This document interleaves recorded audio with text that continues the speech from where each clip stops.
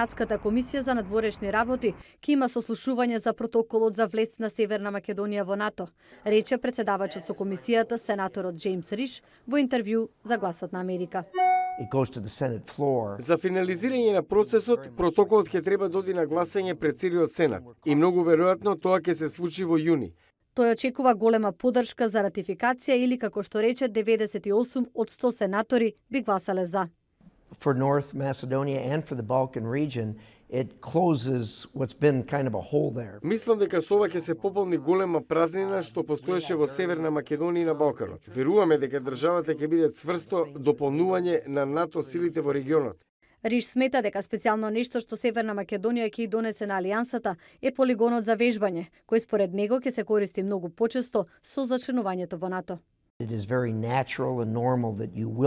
Природно и нормално е да видите и економски активности кои ќе следат по пристапувањето. Никој нема да биде изненаден да има економски развој. Вели дека референдумот минатата година бил јасен индикатор дека народот не го сака мешањето на Русија во државата. Вели дека влезот во НАТО ќе биде и крајно одбивање на малигното влијание што таа го носи.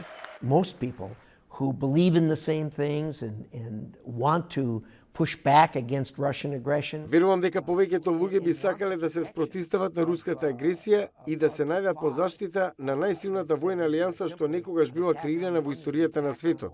Ако јас живеев во овој регион, ќе сакав да бидам дел од НАТО, што ќе гарантира безбедноста на мојата држава. Сенаторот рече дека на почетокот на годината се сретнал со официјални лица на Северна Македонија, на кои им ја пренел пораката за корупција, демократија, слобода на говор и човекови права.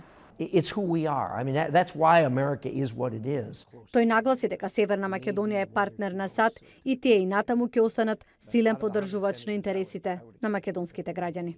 Иако прогнозите за ратификацијата на протоколот во Сенатот се за месец септември, сенаторот Риш очекува тоа да се случи многу порано, односно наредниот месец.